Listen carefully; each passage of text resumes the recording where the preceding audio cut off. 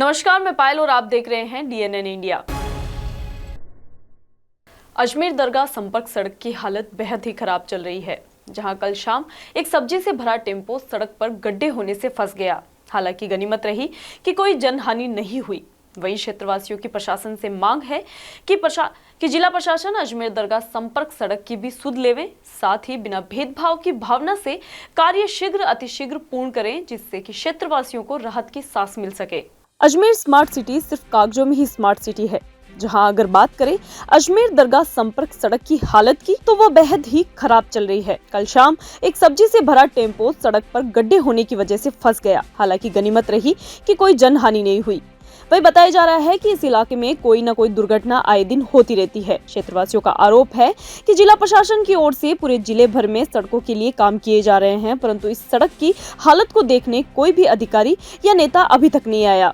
बताया जा रहा है कि जिला प्रशासन को कई बार सड़क की समस्या से भी अवगत करवाया, कई बार प्रशासन को ज्ञापन भी दिए गए, परंतु जिला प्रशासन सड़कों की इस खस्ता हालत की सुध लेने कोई नहीं आया। बताया जा रहा है कि त्योहारों के सीजन में इस सड़क से जायरीनों की आवक रहती है और सड़क पर दुर्घटना होने की संभावना बढ़ जाती है। क्षेत्रवासियों ने प्रशासन से मांग करते हुए कहा कि प्रशासन अजमेर दरगाह संपर्क सड़क की भी सुध लेवे, साथ ही बिना भेदभाव की भावना से कार्य शीघ्र अतिशीघ्र पूर्ण करे, जिससे कि क्षेत्रवासियों को राहत की सांस मिल सके। ये दरगाह संपर्क सड़क जो VIP रोड कहलाता, ये इसकी स्थिति ऐसी बद से बदतर स्थिति है। कई बार जिला प्रशासन को अवगत भी करा दिया, हमने मोरेटम भी दे दिया, ज्ञापन वगैरह भी दे दिया, शिकायत भी कर दी। ये दीपावली, अभी जो दीपावली है, ये दीपावली में पूरे मतलब हर जगह से मेहमान इतना आ रहा दरगाह क्षेत्र में, और दीपावली में हर जगह पूरे शहर के करीब करीब रोड बन चुके हैं। लेकिन ये जो दरगाह संपर्क सड़क है, जहाँ दरगाह का नाम आ जाता है दरगाह संपर्क सड़क है, इसका कोई सुध लेने वाला नहीं है, मतलब जिला प्रशासन में, जिसमें भी। और रात दिन यहाँ गाड़ियां एक आध स्लिप होती रहती है, कई बार मेहमानों की गाड़ियां स्लिप हो जाती है। हम यहाँ क्षेत्रवासी जो है उनकी हेल्प करवाते हैं, और प्रशासन जहाँ ये दरगाह है तो दरगाह का VIP रोड है, इससे जरूरी नहीं है कि एक ही समुदाय की गाड़ी निकलती है, हर वर्ग की गाड़ी निकलती है। और अब इतना जायरीन, लाखों की तादाद में जायरीन आया हुआ है, लेकिन आप दरगाह के आसपास के हालात देख लो, बद से बदतर स्थिति में। और पूरे शहर में रोडों का काम हुआ, लेकिन ये एक दरगाह संपर्क सड़क ऐसी है जिसका कोई काम नहीं हुआ, और कई सालों से इसमें मांग करते हुए आ रहे हैं, साहब ये रोड खराब हो रहा है, भले ही पेच वर्क करा दे गवर्नमेंट, इस रोड को पूरा नहीं बना है। यहाँ रात दिन आए दिन एक्सीडेंट होते रहते हैं। आज सुबह भी जो एक सब्जी का टेम्पो पलटते पलटते बचा, अगर ऐसे में कोई जनहानि हो जाती तो उसका जिम्मेदार कौन होता। और जायरीनों की गाड़ी आती है, उससे क्या मैसेज जाता होगा अजमेर प्रशासन का, तो अजमेर प्रशासन ही जाने।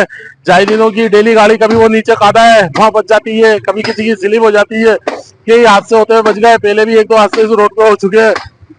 हमारी तो प्रशासन से यही मांगे, इस तरफ आगे जो अजमेर के शास्त्री नगर स्थित प्रहलाद गार्डन में लाडली घर शास्त्री नगर की ओर से भागवत कथा का आयोजन किया गया, जिसके तहत आज कलश यात्रा निकाली गई। अजमेर के शास्त्री नगर स्थित प्रहलाद गार्डन में लाडली घर शास्त्री नगर की ओर से भागवत कथा का आयोजन किया गया, जिसके तहत आज कलश यात्रा निकाली गई। ये बैंड बाजों के साथ कलश यात्रा शिव मंदिर से प्रारंभ होकर गुरुद्वारा होती हुई सामुदायिक भवन, तिलक मार्ग, सिद्धेश्वर महादेव मंदिर से कथा स्थल तक पहुंची। वहीं बताया जा रहा है कि कलश यात्रा में 151 भक्तगणों के लिए कूपन रखा गया था, परंतु भक्तगणों की आवक को देखते हुए अलग से कूपन बनवाए गए। करीब 250 महिलाओं ने इस कलश यात्रा में भाग लिया और नाचती गाती भक्तिमय होती हुई कथा स्थल पर पहुंची। वही साथ ही कलश यात्रा के दौरान भक्तगणों का जगह जगह पुष्प वर्षा कर स्वागत किया गया। भागवत कथा का कार्यक्रम 7 दिवसीय 4 नवंबर से लेकर 10 नवंबर तक चलेगा, जिसके अंतर्गत हर दिन सांस्कृतिक कार्यक्रम प्रस्तुत किए जाएंगे। वही साथ ही झांकियों का आयोजन भी किया जाएगा, जहां इस भागवत कथा का वाचन डॉक्टर कृष्णानंद जी गुरुदेव के श्रीमुख से किया जाएगा। कलश यात्रा में shopping centre main Shastri Nagar के पीछे जो है 5 दुकान जिनको बोलते हैं, ये शिव मंदिर हमारे यहाँ है। और यहाँ से कलश यात्रा करीब 250 महिलाएं कलश लेकर ये गुरुद्वारा होती हुई, सामुदायिक भवन होती, ये तिलक मार्ग होती, सिद्धेश्वर मंदिर होती, कथा स्थल प्रहलाद पार्क पर पहुँचेगी। वहाँ जगह जगह इनका महिलाओं का स्वागत किया जाएगा, कर रहे हैं। और लोगों में जोश से देखा भारी भीड़ है कलश के लिए। बहुत लोगों को कूपन जो हमने दिए हैं, उसके अलावा भी और महिलाएं आ रही हैं। अब उनकी व्यवस्था अलग से करनी पड़ रही है उन लोगों को कि भाई इनको भी खाली हाथ नहीं जाए। और कलश यात्रा में जो जुनून जो देखा लोगों में, जुनून जोश कि गजब, मतलब इतना है कि नहीं तो हम घर घर जाके इतना प्रचार प्रसार करते तो भी नहीं आते, जो अब की बार बिना प्रचार के ही इतना भारी मात्रा में लोग आ रहे हैं, महिला आ रही है। ये कथा स्थल कहाँ पे है, किस जगह पे कथा होगी? कथा स्थल भक्त प्रहलाद पार्क नंबर 3, जो कि कथा पार्क के नाम से जाना जाता है, वहाँ अब तक करीब 21 कथा हम करा चुके हैं। और ये मंदिर सिद्धेश्वर मंदिर के पास में। कितने दिवसीय ये भागवत कथा है? भागवत कथा को 7 सप्ताह बोलते हैं, 7 दिन तक चलेगी, 4 तारीख से लेकर 10 तारीख तक, 10 नवंबर तक। और प्रतिदिन ये दृष्टिबाधित बच्चियाँ, ये जो अपने लाडली करके जो बच्चे हैं, ये प्रस्तुति देंगी वहाँ हर दिन है, जो अपनी नई नई झांकियाँ निकालेंगे, तो उनमें ये मतलब उनका ही रोल मेन होगा। कथावाचक कौन है? कथावाचक राष्ट्रीय संत डॉक्टर कृष्णानंद जी महाराज, जो कि लाडली घर के व्यवस्थापक संस्थापक वही हैं, और बहुत अच्छे देश विदेश में भी उन्होंने बहुत कथाएं की, और इनकी कथा के लोग ललायित होते हैं, सुनने के लिए दूर दराज से लोग आते हैं, आ रहे हैं। इनके भक्तजन अजमेर में क्या दूर दराज जबरदस्त इनके भक्त है, वो भी यहाँ कथा सुनने के लिए आए हुए हैं और पूरा आनंद लेंगे। कथा का समय क्या रहेगा? 1:30 बजे से 5 बजे तक रहेगा। आज तो कलश यात्रा थी, इसलिए 11:30 बजे निकाली गई है। बाकी डेली 1:30 बजे से 5 बजे तक कथा चलेगी। कितनी महिलाओं ने कलश लेकर के आज वहाँ पे पहुँची है कथा स्थल पर?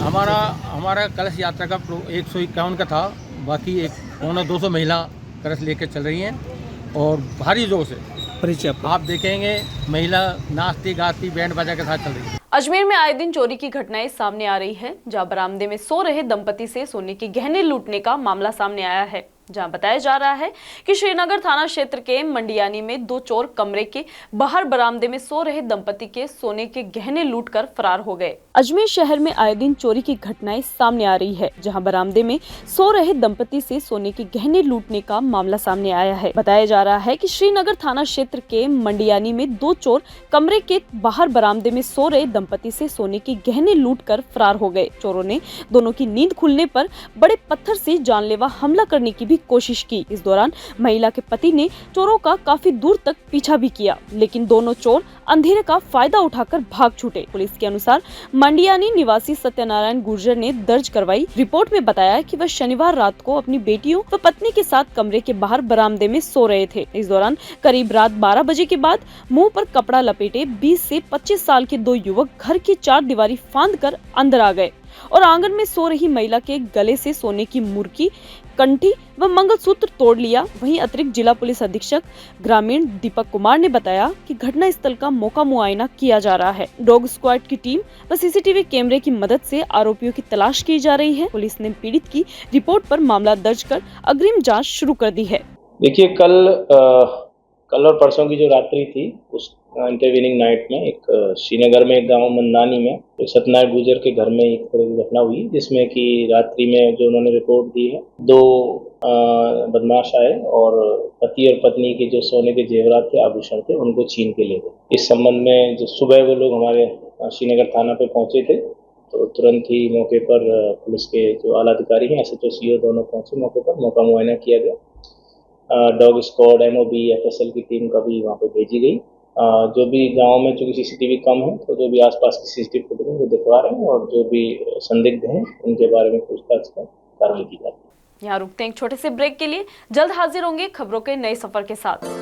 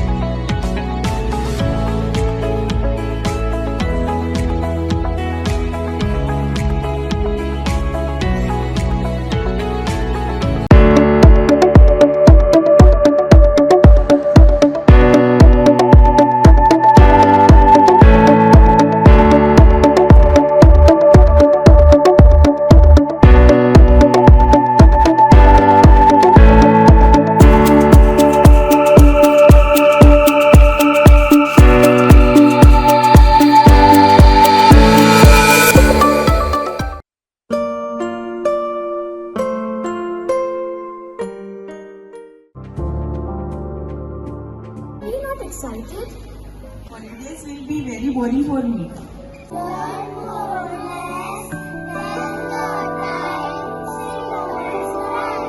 And opt for using black rice and sugar. This black rice has a very unique flavor.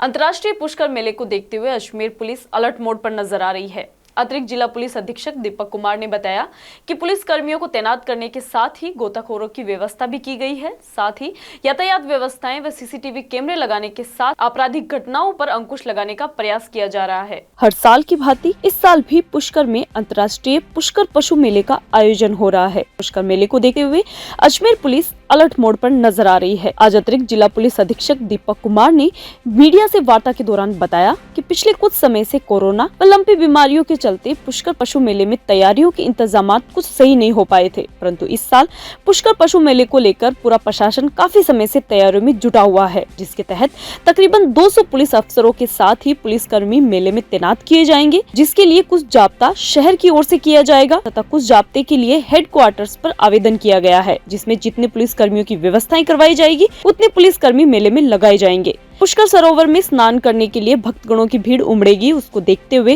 गोताखोर भी हर घाट पर तैनात किए जाएंगे। साथ ही धार्मिक यात्रा के लिए पुलिस व्यवस्थाएं की जाएगी। मेले के दौरान होने वाली आपराधिक घटनाओं पर अंकुश लगाने का प्रयास भी किया जाएगा। मेले में भक्तगणों की आवक को देखते हुए यातायात व्यवस्था के लिए ट्रैफिक पुलिस भी तैनात किया जाएगा। एक तरफा रास्ता योजना भी रखी जाएगी, साथ ही पास की व्यवस्था भी रखी जाएगी। वहीं बताया जा रहा है कि नगर परिषद को सीसीटीवी कैमरे की व्यवस्थाओं के लिए भी पत्र लिख दिया गया है, जिसके तहत नगर परिषद की ओर से मेले स्थल पर जगह जगह पर सीसीटीवी कैमरे भी लगाए जा रहे हैं, जिससे कि आम जन को किसी तरह की कोई परेशानी का सामना न करना पड़े। देखिए, पिछले कुछ वर्षों से चूंकि विभिन्न कारणों से पुष्कर मेले में कभी कोरोना को लेके, कभी लंपी को लेके थोड़ा आयोजन उस हिसाब से नहीं हो पाया। इस बार इस तरह की कोई जो समस्या है वो नहीं है, तो निश्चित रूप से पुष्कर मेला पूरी तरीके से भरा जाएगा, आयोजन किया जा रहा है। पुलिस की तरफ से हम लगभग 2000 हमारे जो पुलिस के अफसर और जवानों का हम व्यवस्थाएं कर रहे हैं। कुछ उसमें से जाब्ता हमारे जिले से लगेगा, कुछ जाब्ता हमने पुलिस हेडक्वार्टर से और रेंज के जिलों से हमने आवेदन किया है। जितना मात्रा में हमें ये संख्या में जाब्ता मिलेगा उस हिसाब से हम लगाएंगे। बाकी जो पुष्कर में जो घाटों की व्यवस्था है, बिल्कुल उसमें गोताखोरों की व्यवस्था की जाएगी। हमारे भी जो पुलिस कार्मिक जो तैरना जानते हैं उनको वहाँ लगाया जाएगा। और जो जैसा कि धार्मिक यात्रा होती है उसमें भी हम पूरी तरीके से सुरक्षा की व्यवस्था करेंगे। इसके अलावा जो पुष्कर मेले के दौरान जो जहर खुरानी की या जेब तराशी की जो घटनाएं होती है उन पर भी अंकुश लगाने का पूरा प्रयास किया जाएगा। बिल्कुल यातायात व्यवस्था के लिए अलग से हम हमारे जो ट्रैफिक के जवान लगाए जा रहे हैं। और जिन दिनों कई बार ऐसा होता है भीड़ ज्यादा होती है तो उसमें एक तरफा यातायात भी रखा जाता है, पास की व्यवस्था भी उनके लिए वाहनों के लिए की जाती है, सारी व्यवस्था की जाती है। कैमरे भी लगाएंगे? कैमरे हमने जो है नगर परिषद को हमने लेटर लिखा है, हमसे बात भी चल रही है, वो कैमरे भी लगाए जा रहे हैं सीसीटीवी अलग से मेले को देखते हुए। आज पुष्कर में भारत सेवा आश्रम के नए महंत घोषित किए गए हैं, जिसके तहत कार्यक्रम का आयोजन किया गया। इसके अंतर्गत भारत सेवा आश्रम के नए महंत नाथ आनंद महाराज को बनाया गया है, जिनका वैदिक मंत्रोच्चार के साथ व विधिवत रूप से अभिषेक कर कार्यभार सौंपा गया। आज पुष्कर में भारत सेवा आश्रम के नए महंत घोषित किए गए, जिसके तहत कार्यक्रम का आयोजन किया गया, जिसके अंतर्गत भारत सेवा आश्रम के नए महंत नाथ आनंद महाराज को बनाया गया, जिनका वैदिक मंत्रोच्चार के साथ व विधिवत रूप से अभिषेक किया गया। वहीं दूसरी ओर इस कार्यक्रम के तहत भारत सेवा आश्रम से जुड़े सभी साधु संतों ने कार्यक्रम में हिस्सा लिया, जहां बताया जा रहा है कि पुष्कर में भारत सेवा आश्रम के महंत गगनानंद नाथ महाराज जी का लगभग 16 दिन पूर्व आकस्मिक निधन हो गया था। इसके बाद आज पुष्कर के भारत सेवा आश्रम का नया महंत बनाया गया। भारत सेवा आश्रम का संपूर्ण कार्यभार नए बने महंत नाथ आनंद महाराज को सौंपा गया। नए बने आश्रम के महंत जयनाथ आनंद महाराज का माला पहनाकर आश्रम का कार्यभार सौंपा गया। इस कार्यक्रम में कपालेश्वर मंदिर के महंत शिवानंद गिरिजी महाराज, रामसर आश्रम के महंत नांद चरण जी महाराज कार्यक्रम की पूजा अर्चना पंडित कमल नयन दादीज और साधु संत उपस्थित रहे। ये भारत सेवा संघ का एक गुरु परंपरा जो आश्रम है कोलकाता की हेड ऑफिस है इनका, आज स्वामी जी का देहांत के बाद षोडशी हुई, भांडरा हुई।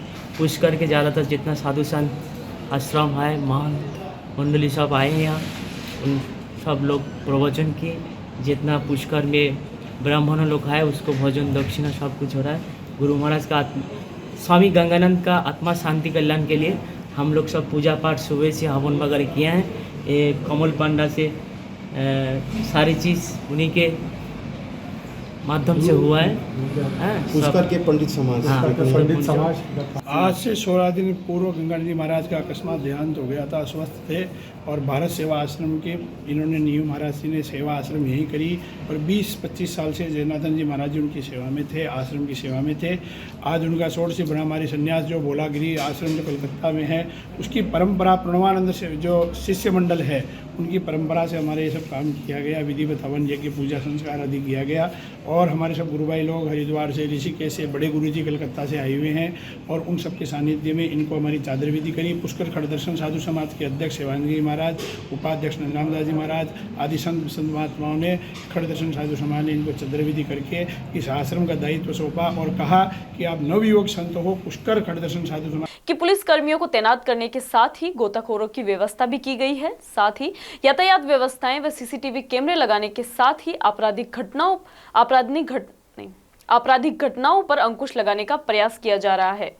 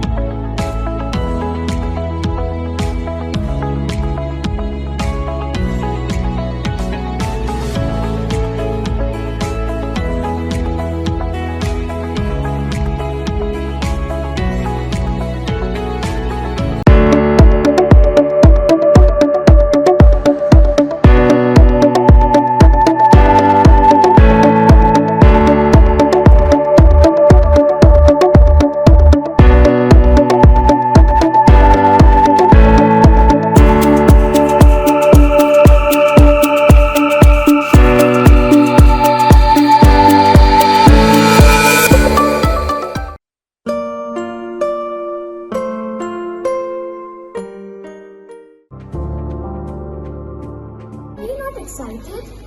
Holidays will be very boring for me.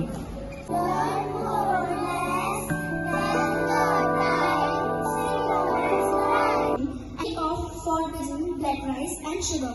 This black rice has a very unique flavor.